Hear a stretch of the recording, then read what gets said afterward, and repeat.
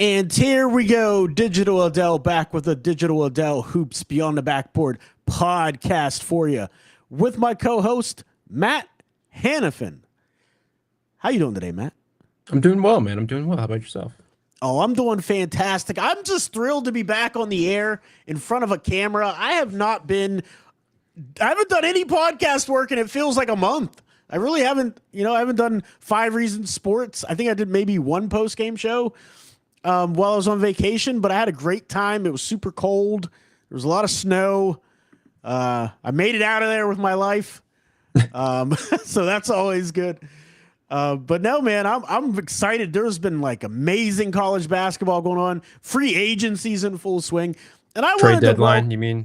Trade deadline is in full swing. Absolutely. And I wanted to welcome the audience into the draft circle. And that's what we're going to start calling everybody that watches this YouTube channel as well as listens to our podcast. We're going to welcome them into the draft circle. So let me know what you think in the comments down below. If you like being part of that draft circle community, that's what we're going to call it. But that's what we're going to be calling that. And I'd love to hear from the audience about that. So leave me a comment. Don't forget to like and subscribe to the channel because that really helps us grow. And I'm really excited about the OnSI stuff too, the Sports Illustrated website that me and Matt Hanifan are a part of and that we write for. And so we're going to start off the podcast just like we've been doing and talk about what's on the latest on SI. And so what I've been working on, like a lot of the staff, we've been working on the free agency angles of all of this. And mine, of course, is about draft picks. Deadline.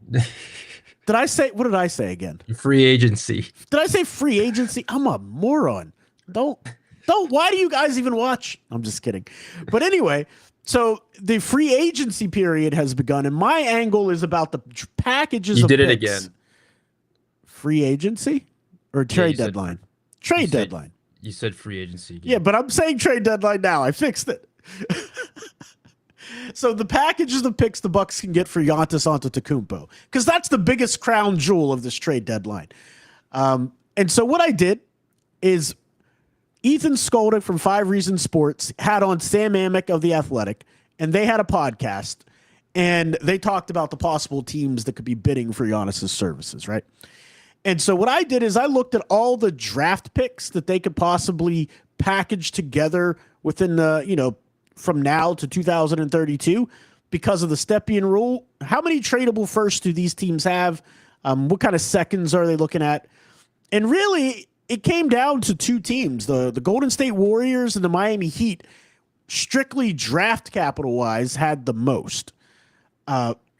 Minnesota Timberwolves are in the mix because they have some intriguing young pieces that they can, put out there. And then I made this handy chart at the end of the article. If you want to read that, the article is in the description down below of this video. Matt, what have you been working on SI? Latest takeaways from the Magic, the Orlando Magic, I should specify. Most recently, they played tonight against the Oklahoma City Thunder, but most recently they played against the San Antonio Spurs, a game which they lost by 9 points. So takeaways up from all of those games that you can find. In addition to, I did a Orlando Magic trade deadline FAQ, frequently asked questions, just about like the picks that they're able to trade, if they have any cap space, what kind of exceptions do they have, like do they have any trade exceptions, do they have their mid-level exceptions, which now can be used to acquire players, any significant like limits they have, and more. So yeah, those are just a few of the several things that I'm currently working on at the moment. But yeah. That's right. Matt is a man of many talents, and he is a man of working at many places. We do have a comment from Ryan, good friend of the show. He's always watching and listening to the podcast. He says, "Hey, guys." And I said, "Hey, back. How you doing, Ryan? Hope all is well." We got a lot to get into because we were talking about Giannis, and we're talking about the draft picks as well with the article I did on SI. It leads us into some trade deadline talk. I said it right that time. And with that, Matt, walk us through. There was a trade the Memphis Grizzlies made. Walk us through the details of what happened in that trade. Yeah, so there was a big trade earlier this morning at around almost 2 p.m. Eastern between the Memphis Grizzlies and the Utah Jazz. This kind of came out of nowhere in the sense that like there wasn't really a ton of smoke about this Right. particular player being traded specifically to this team. But Jaren Jackson Jr. Is now out in Memphis. Wow. He was traded with John Conchar, Jock Landale, and Vince Williams to the Utah Jazz. So that's 4 players going back to Utah, including Jaren Jackson Jr. In exchange for Walter Clayton Jr., Kyle Anderson, Taylor Hendricks, Georges Niang, and 3 future first-round picks. Holy cow. 3 first-round picks. The first-round picks, I think, are solid. Like, it's none of Utah's own picks. The 3 picks, Okay. according to Jake Fisher, it's the most favorable of a Cleveland, Minnesota, Utah pick in 2027. So that could end up actually being Utah's pick. Right. The Lakers 2027 first round pick, and then Phoenix's 2031 first round pick. That's a long way away, 2031. Yeah. Yeah, and who knows like what Devin Booker's future is going to be like. Who knows? I mean, they've been one of the more surprisingly good teams this season. Yeah, they have. But who knows what that looks like, 6 years from now, 5 years from now. But still kind of not a lot, but that's a good, I think Memphis did a good job here, but I also think Utah makes it interesting for them just because, who knows what that means for marketing, who knows what that means for Walker Kessler, who knows what that means for a few of these guys, but they now kind of have a Jaren Jackson Jr., Keontae George, Ace Bailey type core. Right. And then obviously, like, I don't think they're, ascending in the West right now. They're still kind of toward the bottom, even with Jaren Jackson Jr., I think, but like they now have like I think a better foundation. And who knows? I mean, we can't really get like an accurate determination of what they'll look like for the rest of the season until after the trade deadline, just because of those guys that I just mentioned. Right. But I think they did solid work here. I think both sides did solid work here, and that also means like who knows what happens with John Morant now. Like it's really kind of signaling a full teardown of Memphis, which for sure I don't hate, but I also I just wonder what that's going to look like after these picks kick in. They have now a ton of tradable first round picks, and so they really did a good job. They got that's 8 combined first round picks. Yeah, it's a ton. 7 combined first round picks with the Bane trade and now the Jaren Jackson Jr. trade. So that alone makes it like plus they have this young core. Very interesting. Plus they have this young core already developing. When you talk about Cedric Cowherd and you talk about Cam Spencer and you talk about some of the other young pieces they've started to develop there, Jalen Wells, for example, they have like a young core that's forming. If they can get one of these guys in 2026 to add to that mix, I mean, they may not be competing or anything like that, but the turnaround could be a lot quicker and accelerated timeline. There's going to be an article that I'm going to be writing for OnSI about this later today. Hopefully I can get that all squared away and you can be on the lookout for that. And they still have their own pick. So they have 2 first round picks right now, 2 top 15 projected picks. Obviously one of those is Orlando's, and right. That can fluctuate. I'm guessing they're going to make the play-in. At least that'd be my prediction as of today. So that can end up actually being a lottery pick, albeit a back end of the lottery where they're likely going to be 13 or 14. Yeah, solid job by Memphis. Should be an interesting next, 36 hours for them as with Utah, because I don't think either of those teams are done. Should be really interesting to see what they do, because that Keontae George, Larry Markkinen, Jaren Jackson, and they still have Walker Kessler, right? Yeah, Walker Kessler, and they've been trying to trade him for 2 years now. Yeah, 2.5 years. That's been an ongoing saga every year. So they have a nice little core brewing as well. So it is going to be interesting what other moves they make. Danny Age, shrewd as ever with that move. And for everybody that was on the Walter Clayton Jr. train, he had some value in that trade. And now he. I mean, the meat and the potatoes is obviously the 3 first-round picks, but For sure. I think now he'll have maybe a little bit more opportunity, depending on what happens with Ja. I don't know. Right. Yeah, because Ja is the big thing. I mean, he'll have definitely an opportunity. I would see him starting over Cam Spencer for sure. Cam's been awesome this year, though. Like, I can't. But why change his role? Why change his role? You know what I mean? When he's excelling in what he's doing right now. I'm a lot like Spo in that regard. If a young player is playing really well, why change his role this season? You can figure that out in camp. What? But Next what season. do you mean change his role? He's not starting right now. I mean, he started like a third of the season, Yeah, I guess. or maybe not that much. Maybe like Right, he the started season. some games. Yeah, But I just think he fits really well coming off the bench, running that second unit. sure. Me personally, I'm not rushing him to start. Like, it's just not Yeah. something I would do. But we got more to talk about, and we are a little like 1/3 of the way through the show. Let's get into some college basketball stuff here in the draft circle. So it is draft circle time. What we want to talk about today is a game that was billed as the best game of the year in college basketball, and that was Kansas versus BYU. AJ Dybantsa versus Darryn Peterson. The number 1 and number 2 picks, respectively, in the upcoming draft in my book. And let me just say, Matt, Darryn Peterson mopped the floor with AJ Dybantsa. I'm talking about on both ends, offensively and defensively. Yeah. I'm interested in what your thoughts were about in that matchup. What did you see? What did you like? What did you dislike? What is your biggest takeaway coming out of that as well?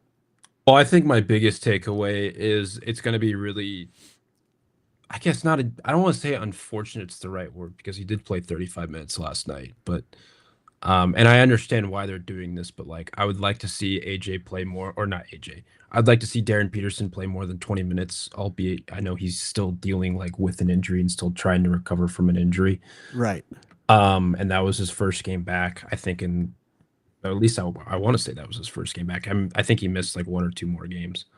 Yeah, well, he missed because he missed the back, Kansas State game. Yeah, he came back, he missed the game, and then came back again. Yeah.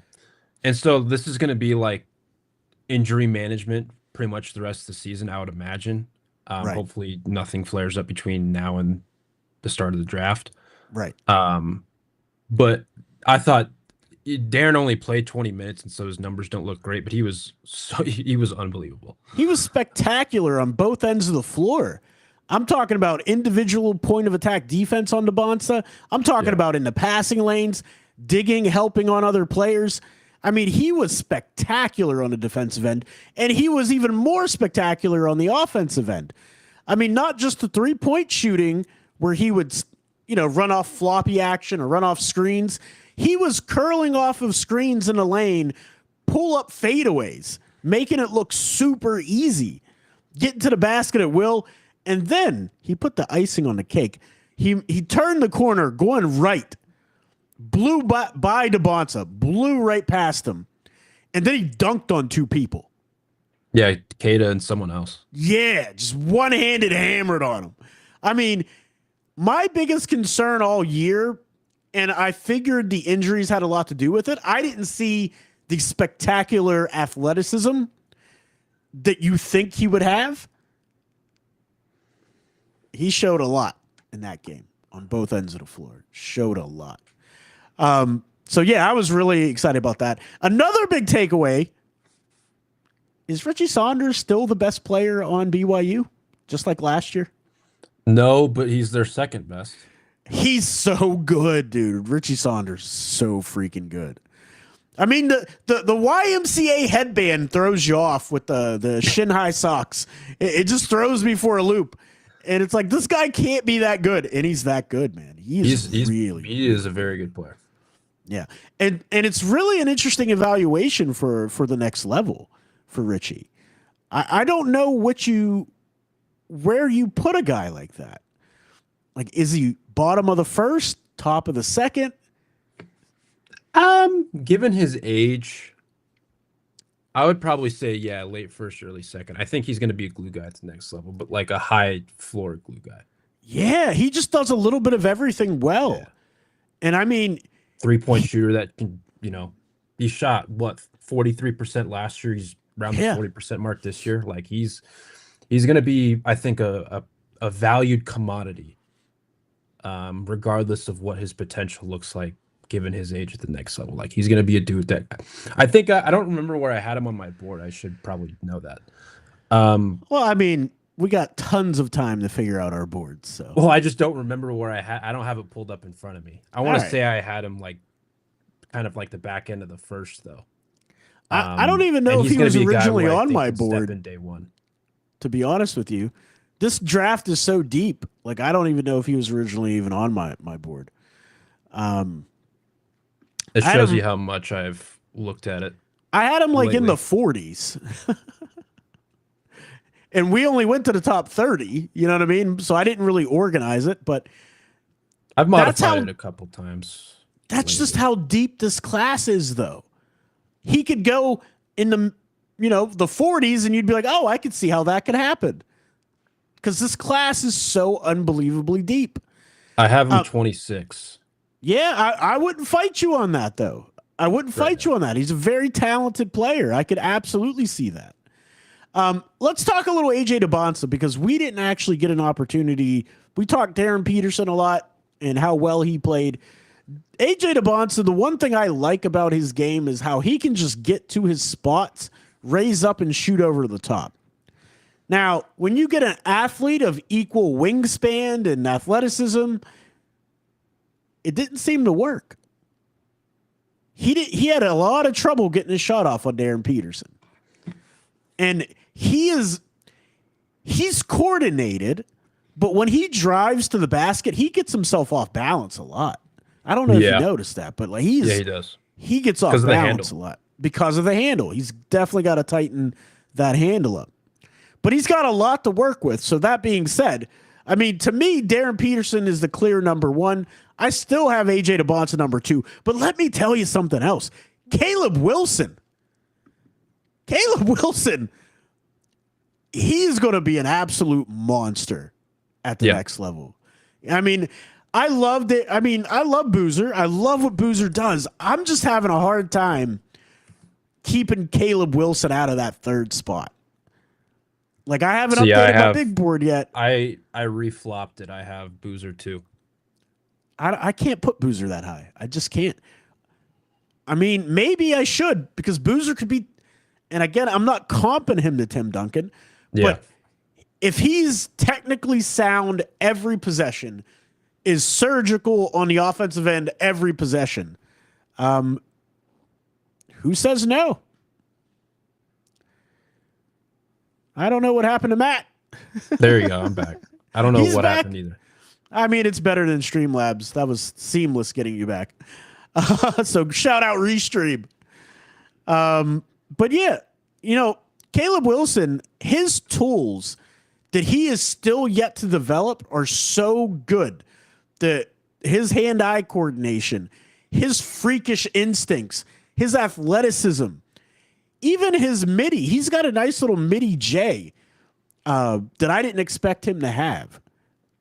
And his footwork on the block is getting better and better every game. Defensively, I think he's going to be good at the next level. He's not good right now defensively, but I think he's going to be very good at the next level eventually. And I think he's going to be very switchable. I think he's going to be able to guard perimeter players, make life tough for people with that wingspan and his ability to move his feet. And I was going to say there's potential for that, yeah. Absolutely, absolutely. Who else? Who haven't we talked about? Oh, Darius Acuff. He had his first come down to earth game. Arkansas goes through these games where they don't play well as a group. And usually it falls on Acuff's shoulders to do literally everything. And he just couldn't put on the cape this game. Now, that being said, he still had 22 points. by the end of the game. He still had like 3 or 4 rebounds and a few assists. But, Darius Acuff, what are your thoughts on him, for me, being number 5 on my big board? Do you think Kingston Flemings or Anderson or Orike, I don't know if I pronounced his name right. I always mess it up. Akore, that's it. Or Akore. Who do you have as the best point guard in this class? Or is it Keaton Wagler? I still have Kingston. Yeah, Flemings is outstanding. He's outstanding. Yeah. Again, I think I still can't get past the defense for Acuff. Yeah. And it's not for a lack of effort. It's just I don't think he's good enough right now to justify being over Kingston. Not that Kingston's like an otherworldly defender. Right. The thing that I do like about Kingston as well is like as we belabored before, he's able to get to his own spot whenever he wants. Right. I think the playmaking has continued to make strides as the season's gone on. It's not perfect, but it's still, I think, better than what it was at the start of the season. Right. The shooting is still very good, even though it looks funky. He's still finishing exceptionally well around the rim. And like I think all of that together, like I just think he's such a polished freshman prospect. Not that Acuff isn't, because Acuff is too. Like Acuff has been remarkably efficient this season. I think the one thing that I do have concerns about with Acuff slightly more than Kingston is his ability to finish around the rim. Right. At the next level specifically. Like I mean, he's still shooting 50% at the rim. Well, 50% at the rim's not good. I mean, for a 6'3" guard, it's pretty good. 50% at the rim is like very bad. I don't know if it's at the. Hold on, I got to go back and look at those numbers. That's his field goal percentage. But it's one of those things where it's just like I think he's still. Not that I think both are to an extent, but I think Acuff's a little bit more of a below the rim athlete. Obviously, he uses his physicality. Yeah. As well as any guard prospect in this class, just because he's much stronger. Right. And so I think he has that going for him, and he's obviously exceptionally quick, and he can get to the rim when he wants. Acuff's the better playmaker. That's my thing. Acuff is a 3-level scorer and a better playmaker, and I put this graphic up on the screen that I shared in the 5 Reasons Sports Discord NBA draft channel that I run. For 5 Reasons Sports. Darius Acuff scores the most points per game so far out of any guard Calipari has put out there, as well as the most assists per game out of any guard that Calipari has put out there. His shooting percentages are just as good as any of them, and he averages about a steal a game. He plays a little defense. It's not like he doesn't. I know you don't. His defense isn't exactly where we want it to be quite yet, but I think he's tasked with the most responsibility out of any freshman in the country in terms of point guard. I'm not talking about Peterson because he does everything for Kansas whenever he's on the floor. Yeah. But Darius Acuff literally is the leader of that team. He never complains, and whenever they need him most down the stretch, they just go 1-4 flat, and he just does his thing.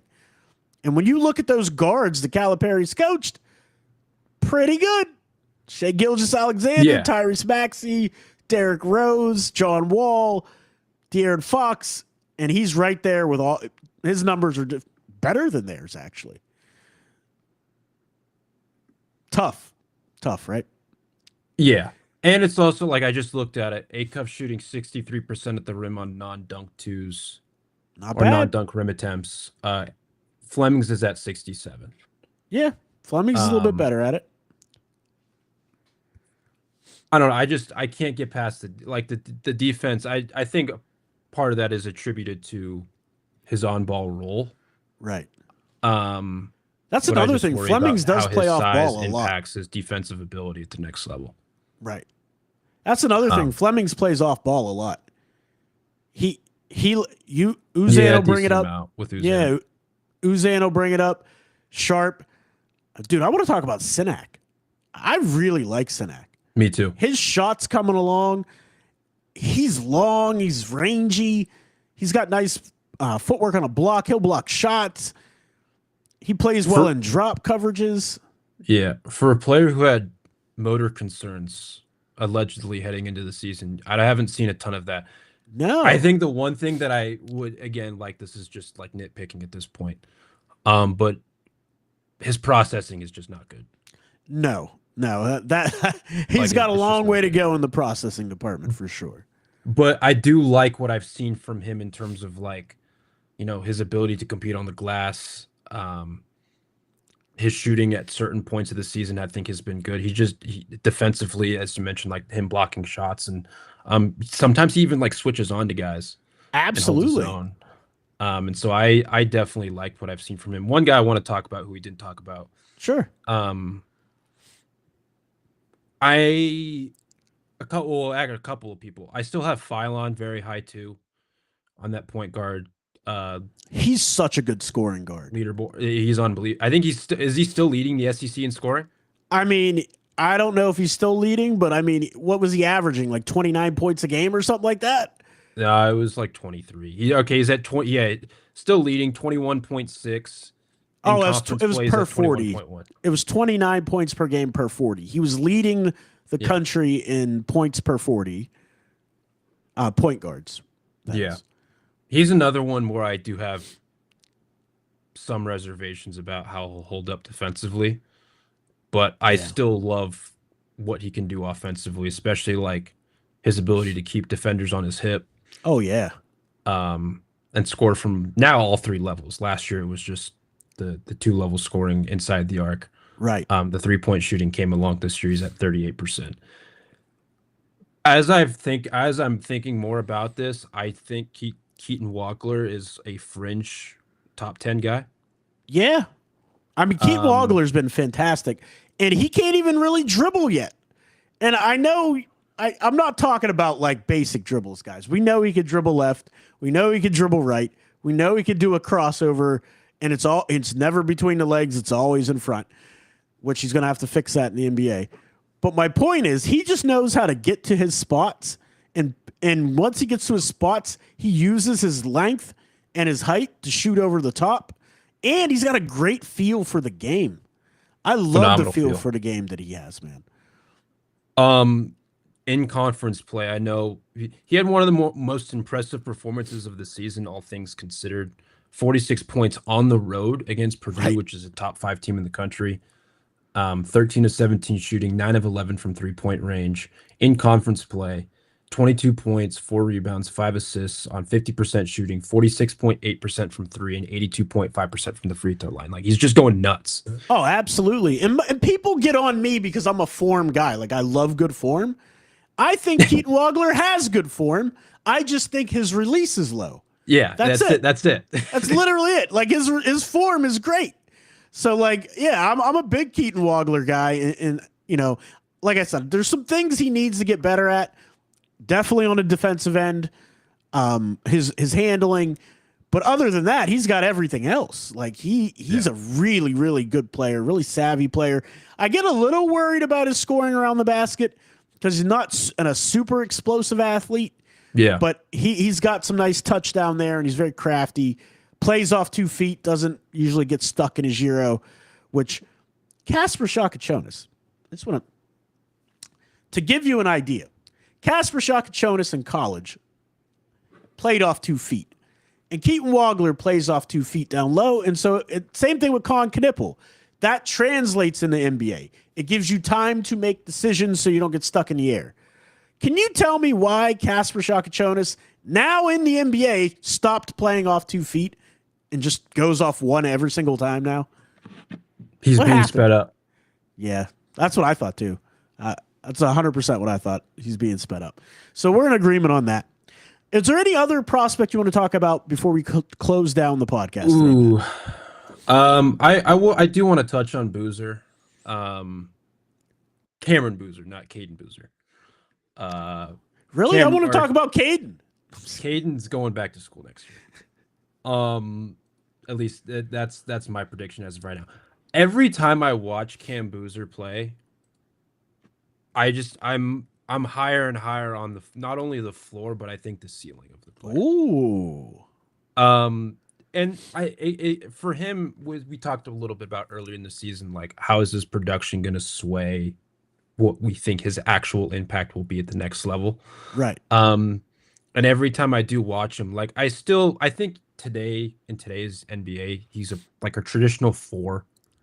I don't think he's a tweener. I don't think he might be a small ball five somewhere, but I think he's a traditional four, and I think he's going to be limited to guarding fours and Right. fives. Oh, definitely. Definitely. Just because he doesn't have the foot speed. Like there are times where he gets lost a little bit off the ball. Right. But offensively, his processing, we talked about it. His processing's unbelievable. Like I think his 4.5 assists to 3 turnovers doesn't really do him enough justice in terms of how like quick of a thinker he actually is. Right. He's averaging 24 points, 10 rebounds, 4.5 assists, 2 steals on 61, 44, 75 shooting splits It's in conference play. unbelievable. Yeah, it's Like, unbelievable. And the thing with him is that he's getting better with his gathers, and he's now playing off.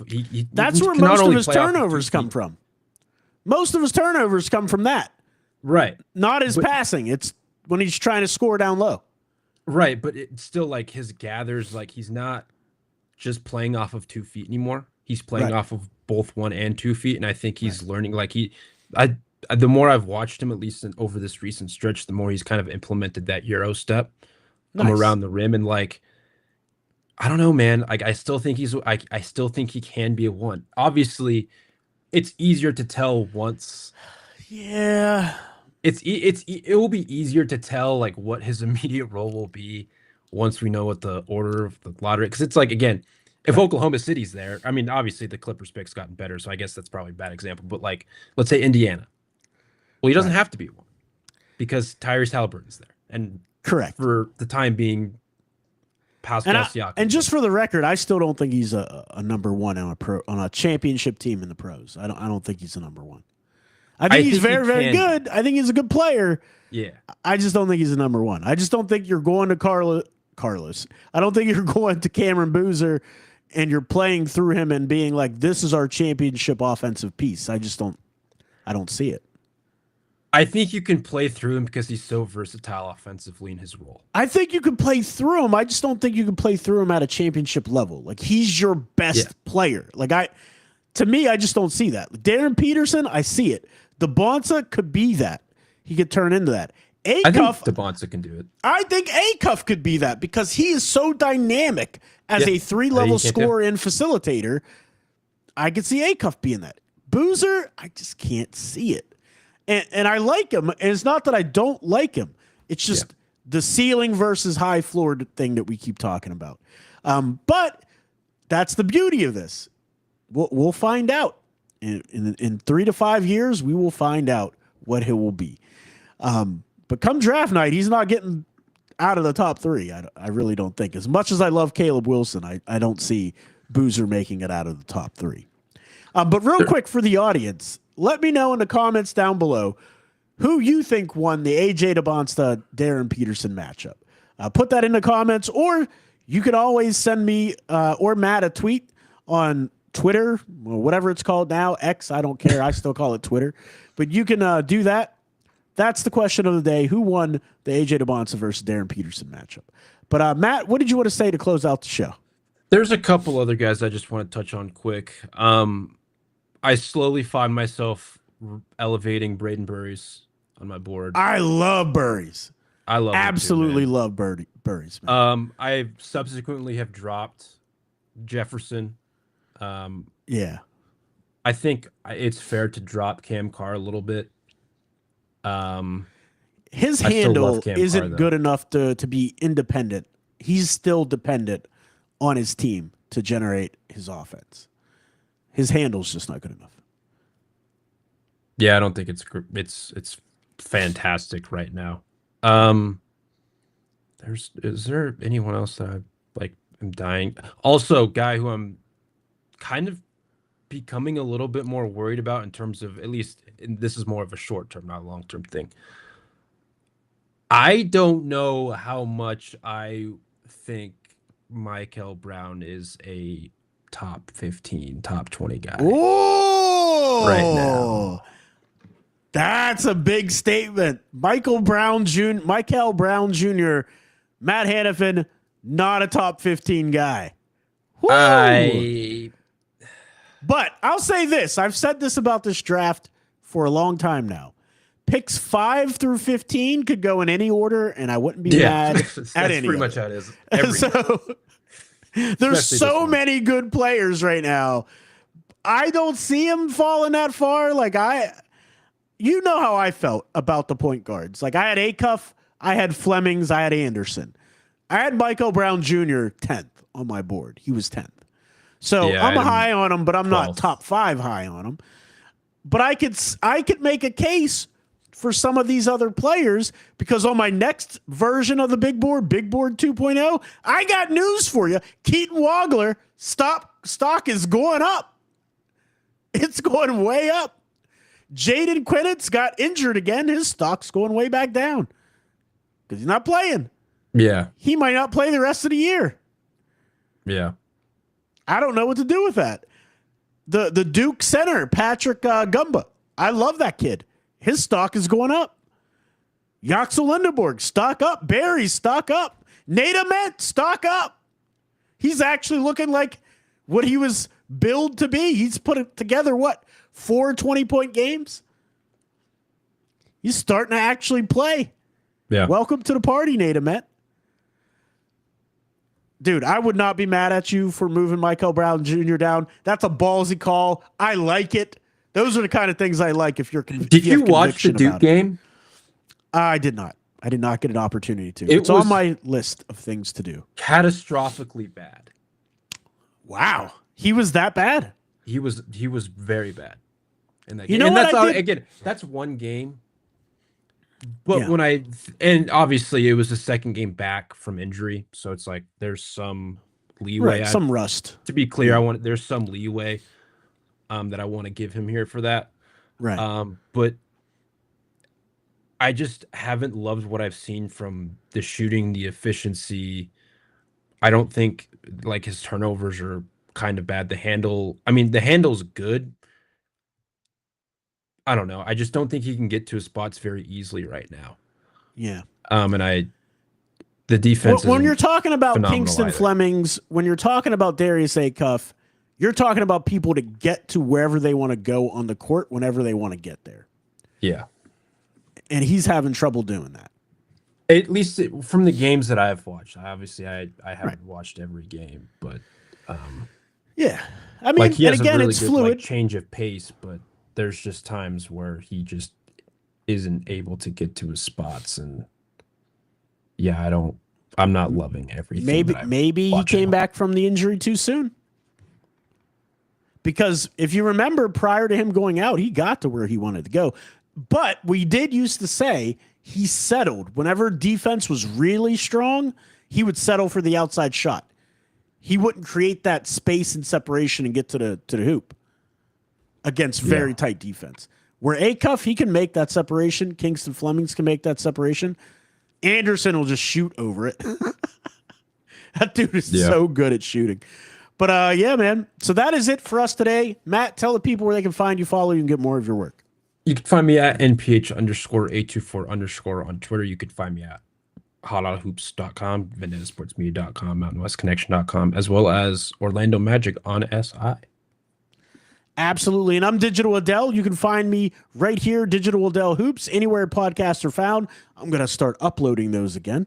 And you can also find me on 5 Reasons Sports and then writing for OnSI for the Bucks, the Grizzlies, the Heat, the Magic, and the Pacers, where I cover their draft content. So, yeah, don't forget to like and subscribe. We'll see you guys next time. Thanks for coming to the show. That is not what I've tried to put up on the screen. There it is. See you in the next stream, guys.